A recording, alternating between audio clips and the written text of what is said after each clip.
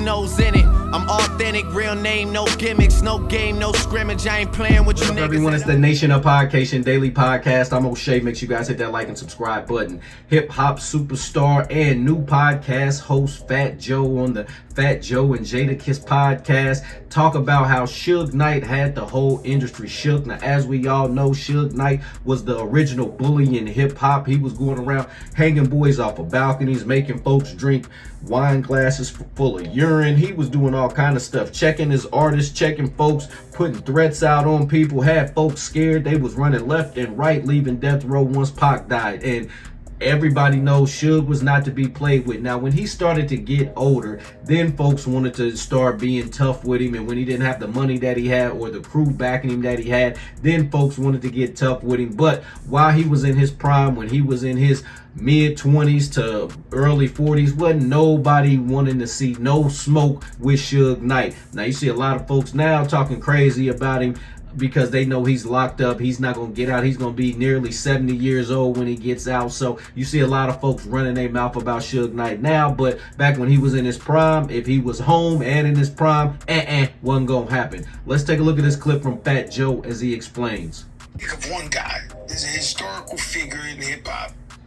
And now that the man blind, he in jail, lost all his money, people like use his names in raps and all that. But when Suge Knight had $300 million, they were terrified of this man. Suge was shaking shit up. He was shaking shit. Shaking or super shaking? He was shaking shit. The man goes, now I don't know, right? Because the theory is, I forget what movie it was. I think it was Bronx there where he said, I'd rather be feared than loved. I used it in I Shot You, right? I'd rather be feared than loved. Do you truly rather be feared than loved in real life? Because this man was so feared that I don't know if I would feel good about myself. You know, I went to an award show one time, and I ain't gonna talk about the Vibe Awards. That would. But I went to an award show. The craziest shit, though. I was there. That's one of the first awards I ever got. The Vibe Award. You was there? Yeah. When Suge Knight walked in by himself. He scared the whole place with a cigar. You want to talk about that? Alicia Keys running back, she pulled me to the side. Because I told this story before. She was like, yo, bro. I was like, I worship you, Alicia, but you did run past me with the red dress. Like, Russell Simmons. All he did was walk in. Everybody ran out the whole shit. There was no violence yet. Everybody was running. So it was like, yo, she don't appreciate how you put in the story. I said, no, she's my sister and I worship her. But she ran right past me with the red gown on. Like Russell Simmons was tumbling over. Like, it was like the Great White Shark was in the building. They just let him out of jail. He walked in, he didn't have a gun. His shit was a cigar. He was like this. The whole fucking awards. And I wasn't even talking about that because I don't want to go into that one. Right? But, matter of fact, I felt, right, because I'm only there with my wife. I think I'm there with Armageddon, Tony. I wasn't there with the goons. But it felt like Saving Private Ryan or something. Like when you see the guy in the middle of a war zone and somebody standing there and everybody's running, getting... Like, I'm standing there. I see Nori stood there. And it's just everybody was running for no reason. This before the violence. This is like the minute they saw him.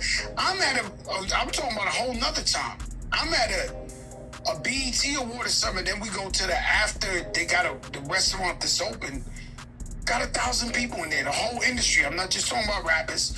Was in there talking. It was loud. It was this. Next thing I know, the whole restaurant is quiet. And I turn around. The whole restaurant emptied out. It was us eating. And Suge Knight sat down at the table right next to us. Him just walking in the restaurant, the whole restaurant ran out the restaurant. Like, it was like they were so shook at this dude. Everybody out there that, he was like, what up, big? For some reason, he would call me all the time, big homie. What up, big homie? I'm like, yo, what's up? Yo, this. Sat down, we ate our food. We left, and people were just terrified of him on sight. I tell you this story that Cool and Dre told me. right? So Cool and Dre, super producers, my brothers, Terror Squad, they went to LA for a BMI award. And when they went to LA for the BMI award, there was a line going in. So they stood online thinking that's the line to go in. So all of our favorite rappers and producers and all that was on that line. As they were going in closer and closer, they realized at the front of the line was Suge Knight. And everybody was taking off their earrings politely, their chains, their watches. Just, okay. Okay. You know Cool and Dre, they telling you, and I'm talking about, yo, listen, Kiss. Famous friends of ours you would never believe was on that line. Famous friends was voluntarily on that line running the jewels. And so the line wasn't to the...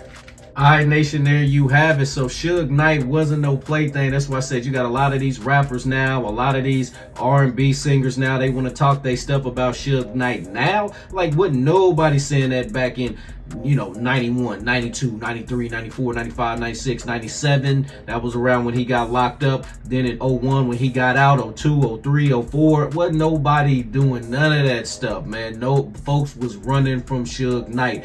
He is an epic character in hip hop. He's almost like, I don't know if y'all into like comic books and like the Marvel stuff, but like Kingpin. He was for real like Kingpin. He's walking around, big dude with stature, and he's walking around with the cigar, and folks was intimidated by Suge Knight. They had heard the stories, they had heard the rumors, they heard the innuendo, they heard all of that stuff, and was intimidated by just his presence. You see, he was talking about Alicia Keys wanting to get up out of there. I've heard Jamie Foxx tell stories about how folks did not want Suge Knight to be at parties because they was intimidated that he was going to rob them. Like you heard him say, even his super producers, Cool and Dre, folks was taking off chains, folks was taking off jewelry, folks was taking off earrings and rings and watches and all of that. I mean, he was the hip hop Debo coming through, punking these folks, having them scared, making them pay their way.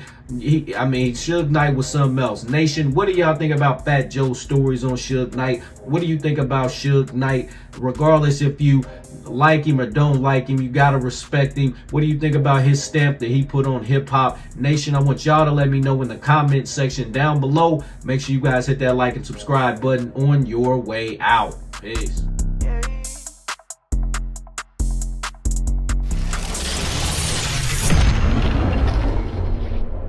In it. I'm authentic, real name, no gimmicks, no game, no scrimmage. I ain't playing with you niggas at all.